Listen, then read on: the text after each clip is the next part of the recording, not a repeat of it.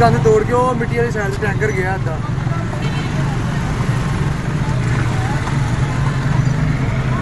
ਤੁਹਾਡੀ ਮਾਂ ਫਿਰ ਪਾਗਲ ਜਿੰਨਾ ਰੱਖੋਗੇ ਉਹਨਾਂ ਅੱਗੇ ਜਾਏਗੀ। ਉਹ ਅੱਗੇ ਦਿੱਕਰ ਵੇਖਟਾਂ ਦੇ ਰੋੜੇ ਡਿੱਗੇ ਆ। ਉਹ ਕੰਧ ਇੱਧਰੋਂ ਤਬਾਹ ਹੋ ਗਈ। ਮਹੱਲੇ ਦਾ ਕਿੱਡਾ